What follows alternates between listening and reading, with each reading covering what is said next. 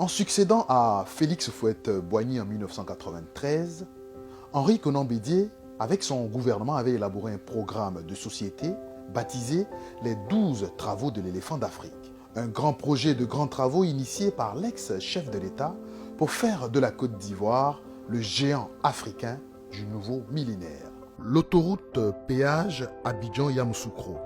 L'autoroute du Nord, en effet, est la première autoroute de Côte d'Ivoire. Elle permet de relier Abidjan à Bouaké en passant par la capitale du pays, Yamoussoukro. La section Yamoussoukro-Tiébissou a été ouverte finalement à la circulation le 16 décembre 2022. Le troisième pont d'Abidjan est un symbole du renouveau ivoirien. L'appel d'offres a été lancé en 1996 sous la présidence d'Henri Konan Bédié. La première pierre posée en 1999, mais le chantier est rapidement interrompu par la crise de 2000. Ce n'est qu'en 2011 que les travaux reprennent, seulement quelques mois après la fin de la crise post-électorale. L'autoroute Abidjan-Bassam, officiellement ouverte à la circulation depuis le 14 septembre 2015 par le chef de l'État actuel Alassane Ouattara. La réalisation de ce projet s'inscrivait dans l'aménagement en voie autoroutière de la section ivoirienne de cette route communautaire. Le pont Philippe Yassé, originellement dénommé pont de Jacquesville, est un pont routier reliant la rive de Songon au nord de celle de Ndjem au sud, enjambant la lagune Ébrié en Côte d'Ivoire. Il permet de désenclaver la ville de Jacquesville. Le projet est conçu par Tidiane Thiam, ministre du Plan et du Développement du président Henri Konan Bédié, tandis que la première pierre est posée et le début des travaux en 2007 sous la houlette du président Laurent Gbagbo. Il aura cependant fallu attendre en 2012 pour que la construction soit finalement entamée. La modernisation de l'aéroport Félix Houphouët-Boigny. Ces travaux de 2 ans et demi ont permis la construction d'un hall public, l'extension de l'aérogare et des chantiers intérieurs, ainsi qu'une réorganisation complète des circuits. Le stade olympique. Le stade olympique d'Ebimpe, surnommé le stade Alassane Ouattara, est un stade polyvalent pouvant accueillir les compétitions de football, de rugby et d'athlétisme. Ce stade est le calque parfait du projet du stade olympique de Yopougon initié préalablement par le ministre Tidiane Thiam. L'abattoir d'Anyama.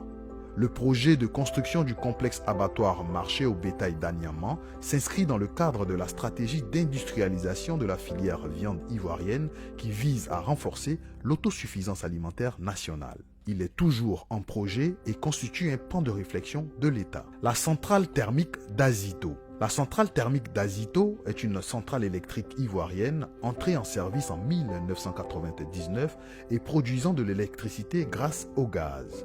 Le 4e pont de Yopougon.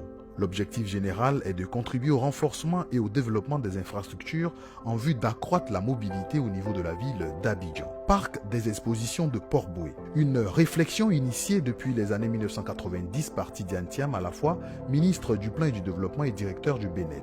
La construction du parc des expositions d'Abidjan s'inscrit dans le cadre du projet Éco-Aérocité développé par le ministère ivoirien du Commerce et de l'Industrie pour répondre à ses besoins. L'extension du port d'Abidjan. Les travaux de modernisation et d'extension du port autonome d'Abidjan ont été lancés le 6 octobre. Une bonne nouvelle pour les opérateurs économiques. Le train urbain dit le métro d'Abidjan.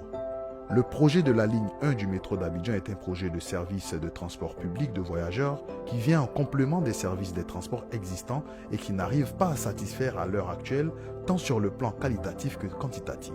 Le projet de la ligne 1 du métro d'Abidjan a fait l'objet d'une convention d'une concession entre l'État de Côte d'Ivoire et la société de transport abidjanais sur rail.